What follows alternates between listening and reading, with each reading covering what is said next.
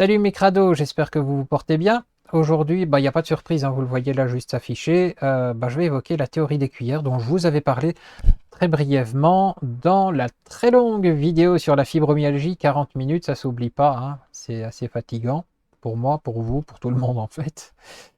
Petit point historique, la théorie est née en 2003 d'une dame qui s'appelle Christine Miserando, qui a publié, enfin qui a écrit et publié un bouquin qui s'appelle The Spoon Theory, c'est-à-dire la théorie des cuillères, où elle se met en scène discutant avec une amie qui lui pose la question, mais enfin Christine, comment fais-tu pour gérer sa fatigue chronique? Il faut savoir que Madame Miserando souffre d'un lupus, donc ça impose beaucoup de fatigue.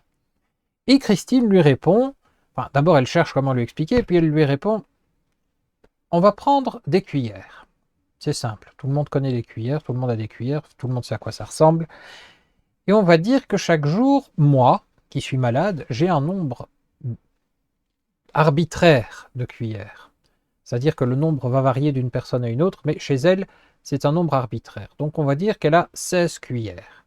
Chaque jour, elle a 16 cuillères à dépenser. Une cuillère égale un type d'action.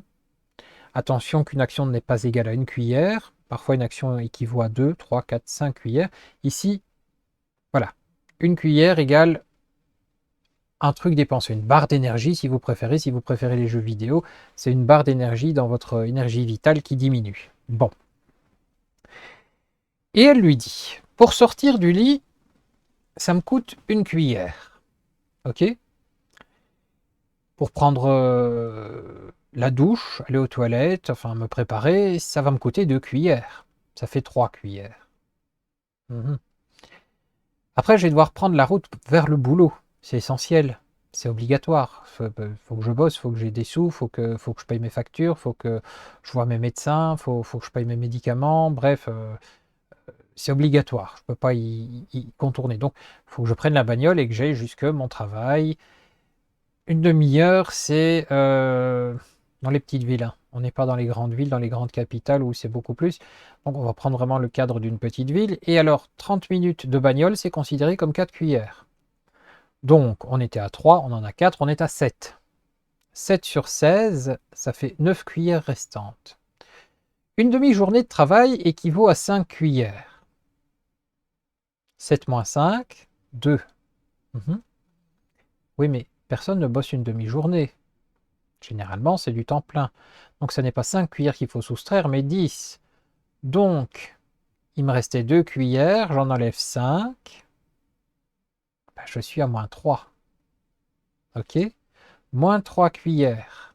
Donc là, je suis déjà en déficit d'énergie, en déficit de cuillères. Et là, son ami la regarde un peu, mais c'est pas possible de vivre comme ça. Et là, Christine lui répond, non, c'est pas toujours très simple. C'est pas toujours très possible. Là, tu commences à comprendre pourquoi je vais pas à des soirées, pourquoi je vais pas à des restos, pourquoi je n'assiste pas à des réunions d'amis, pourquoi je suis pas souvent présente. On a tendance à culpabiliser les gens qui sont malades et qui souffrent de fatigue chronique ou de pathologie chronique en leur disant mais on ne te voit jamais, tu t'isoles, machin, machin. C'est parce qu'on n'a plus vraiment l'énergie pour le faire. Imaginez que derrière ça, donc on est à moins 3 cuillères, il faut aussi préparer le repas. Le repas, c'est 3 cuillères. Un repas basique, hein, je parle vraiment d'un petit repas, d'une couillonnerie, de pâtes carbonara, d'un spaghetti bolo ou d'un steak frites salade, un truc vraiment basique. Ça fait encore 3 cuillères. Donc moins 3, moins 6. On a moins 6 cuillères, on est en déficit de 6 cuillères. Vous avez votre ménage à un moment donné à faire. Vous vous souvenez, vous viviez dans une maison, un appartement, vous ne pouvez pas laisser les trucs dégueulasses partout. Enfin, je suppose en tout cas. Une heure de ménage, c'est 5 cuillères. Donc, moins 6, on retire encore 5 cuillères. On est à moins 11 cuillères. Ça, c'est en estimant que sur toute une journée, vous faites ça. Quand je vous disais qu'il faut aménager absolument votre temps, j'évoquais cette théorie.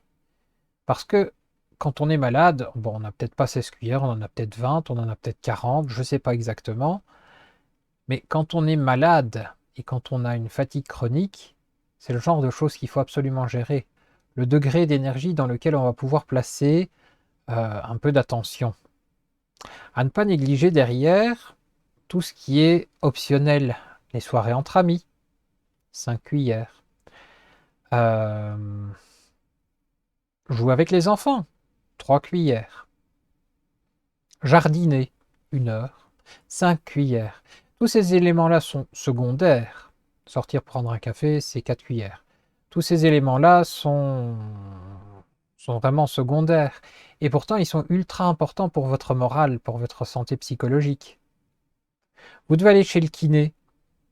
Chez le kiné pendant 1 heure, c'est 4 cuillères.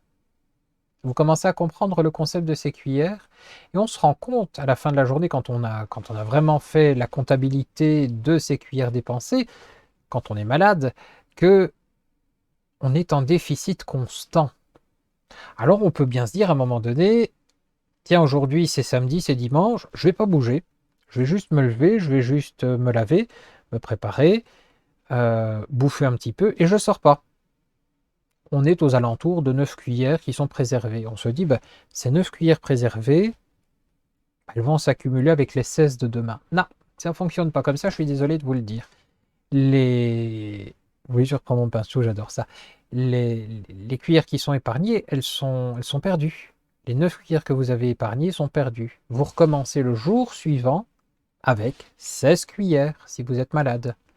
Voilà, pour les gens qui sont bien portants et qui n'ont pas cette limite de cuillère et d'énergie, ça vous permet de comprendre un petit peu pourquoi il est si difficile pour une personne malade de pathologie chronique, c'est-à-dire de douleurs chroniques, de troubles du sommeil, de fatigue chronique, ce genre de choses. Ça vous permet de comprendre pourquoi ben, vous les voyez si peu souvent dans vos soirées ou dans des sorties au resto, au café, en terrasse, que sais-je encore. Aller faire du sport avec vous, aller faire du shopping, aller magasiner, comme disent nos amis québécois. Euh, Ça vous explique pourquoi. Voilà, j'espère que vous comprenez un peu mieux le principe. Donc, quand vous tombez sur ce genre de personnes, soyez pas trop dur avec, il ne faut pas les exclure, ne les excluez pas forcément de vos activités. Continuez à proposer, parce que, comme je l'ai dit tout à l'heure, aller à une soirée, prendre un café avec un ami, jardiner pendant 1 heure, euh, des occupations, je sais pas, suivre un film, aller au ciné, sont des activités qui sont ultra importantes pour le moral. Se sentir entouré de ses amis, c'est aussi ultra important pour le moral, pour la psyché, pour la confiance en soi, pour le bien-être général. Ça fait toujours plaisir de savoir qu'il y a des gens autour. Donc là, c'est un effort que je demande aux personnes qui ne sont pas malades de vraiment faire l'effort de comprendre la gestion de ces cuillères. Voilà. C'était la courte, très courte vidéo du jour que je vais classer je ne sais pas où, puisque je ne peux pas classer ça en pathologie. C'est juste un petit rappel, une petite explication de ce qu'est la théorie des cuillères. Alors comme je le disais avant de conclure, le nombre de cuillères varie selon le nombre de personnes, selon le degré de la maladie, selon le degré de repos, selon plein de paramètres. Ici, c'est vraiment un chiffre arbitraire, je le répète, parce qu'on ne peut pas calculer de manière cohérente le nombre de cuillères d'énergie qu'on a. Tout ce qu'on peut faire quand on est malade, si on est curieux par exemple, c'est établir une liste, 3 listes. La liste des choses essentielles, obligatoires, donc bah, se lever, se laver, aller bosser, prendre la voiture, le train, le métro, le bus, peu importe, tout ce qui est obligatoire. Remplir la paperasse administrative, tout ça en fait partie. Une liste avec ce qui est secondaire. Ce qui est secondaire, c'est ce qui vous fait du bien moralement.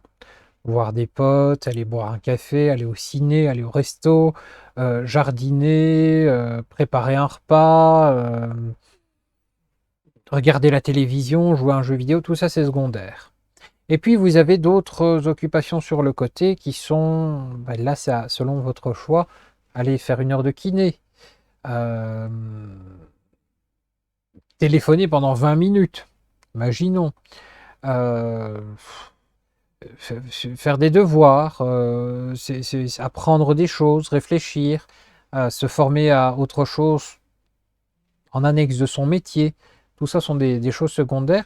Bref, vous utilisez principalement ce que vous faites quotidiennement et vous notez en nombre de croix, entre 1 et 5, sur ce qui vous prend le plus d'énergie chaque jour.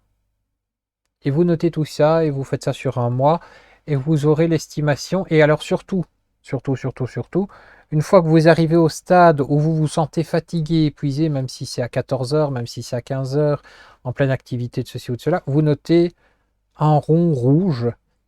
Ça signifiera qu'à ce moment-là, vous étiez fatigué. On est lundi, vous êtes fatigué. Donc le lundi, vous étiez fatigué là.